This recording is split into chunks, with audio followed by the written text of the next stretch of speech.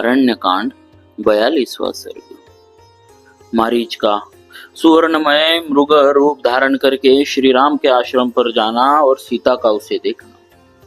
रावण से इस प्रकार कठोर बातें कहकर उस निशाचर राज के भय से दुखी हुए मारीच ने कहा, चलो चले। मेरे वध के लिए जिनका हथियार सदा उठा ही रहता है, उन धनुष बाण और तलवार धारण करने वाले श्री रामचंद्र जी ने यदि फिर मुझे देख लिया तो मेरे जीवन का अंत निश्चित है। श्री रामचंद्र जी के साथ पराक्रम दिखाकर कोई जीवित नहीं लौटता है। तुम यमदंड से मारे गए, इसीलिए उनसे भिड़ने की बात सोचते हो। वे श्री रामचंद्र जी तुम्हारे लिए यमदंड के ही समान है, परंतु जब तुम इस प्रकार दुष्टता पर उतारू हो गए तब मैं क्या कर सकता हूँ। लो, यह मैं चलता हूँ। तात निशाचर, तुम्हारा कल्याण हो। मारीच के उस वचन से राक्षस रावण को बड़ी प्रसन्नता हुई। उसने उसे कसकर हृदय से लगा लिया और इस प्रकार कहा, यह तुमने वीरता की बात कही है, क्योंकि अब तुम मेरी इच्छा के वशवर्ती हो गए हो। इस समय तुम वास्तव में मारीच हो। पहले तुम में किसी दूसरे राक्षस का आवेश हो गया था।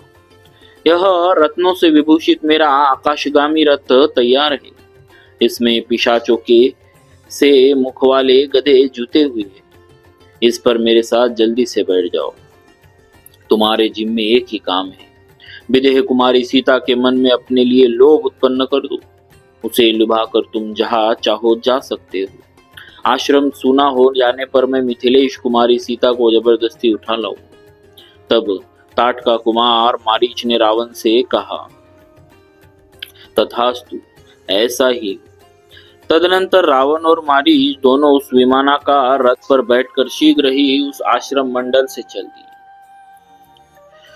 मार्ग में पहले की ही भांति अनेकानेक पत्तनों, वनों, पर्वतों, समस्त नदियों, राष्ट्रों तथा नगरों को देखते हुए दोनों ने दंडकारण्य में प्रवेश किया और कहा, और वहां मारीच सहित राक्षसराज रावण ने श्री रामचंद्र जी का आश्रम देखा।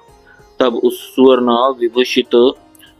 सुवर्ण भूषित रथ से उतरकर रावण ने मारीच का हाथ अपने हाथ में ले उससे कहा, सखे, यह केलों से घिरा हुआ राम का आश्रम दिखाई दे रहा। अब शीघ्र ही वह कार्य करो जिसके लिए हम लोग यहाँ आए। रावण की बात सुनकर राक्षस मारीच उस समय मृग का रूप धारण करके श्री राम के आश्रम के द्वार पर विचरने लगा। उस समय उसने देखने में बड़ा ही अद्भुत रूप धारण कर रखा था। उसके सिंगों के ऊपरी भाग इंद्रनील नामक श्रेष्ठ मणि के बने हुए जान पड़ते थे। मुखमंडल पर सफेद और काले रंग की बूंदें थी।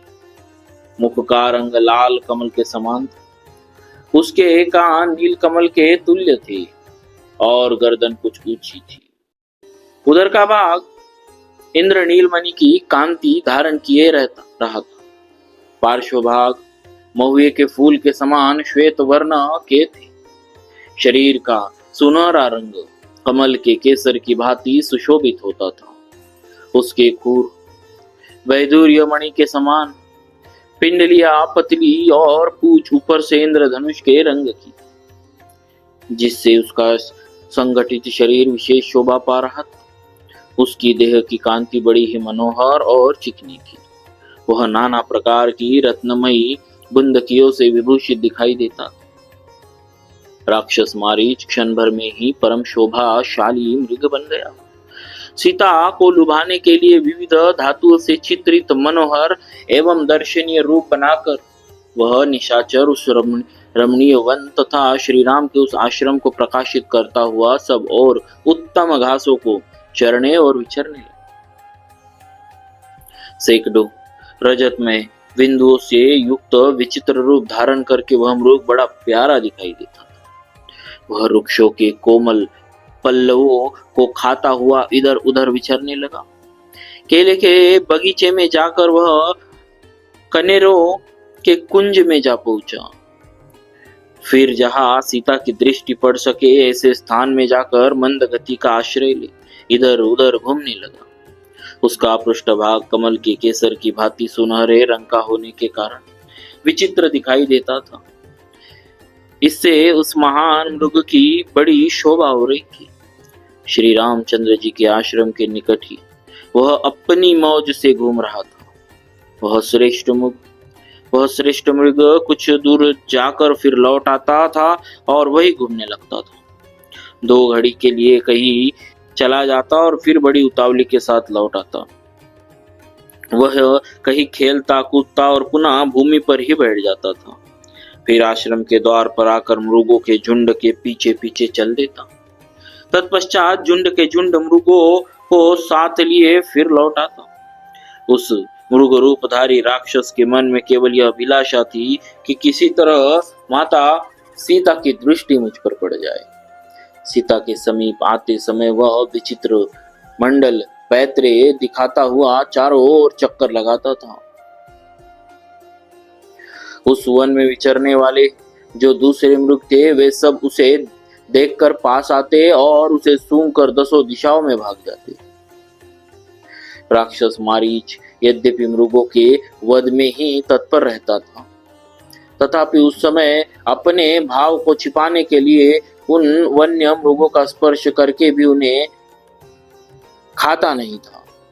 उसी समय मद भरे सुंदर नेत्रों वाली विदेह नंदिनी सीता जो फूल चुनने में लगी हुई थी, कनेर, अशोक और आम के वृक्षों को लांघती हुई उधर आ निकली। फूलों को चुनती हुई वे वही विचरने लगी। उनका मुख बड़ा ही सुंदर था। वे वनवास का कष्ट भोगने योग्य नहीं थी। परम सुंदरी सीता ने उस रत्नमय मृग को देखा, जिसका अंग प्रत्यंग मुक्तामणियों से चित्रित सा जान पड़ता था।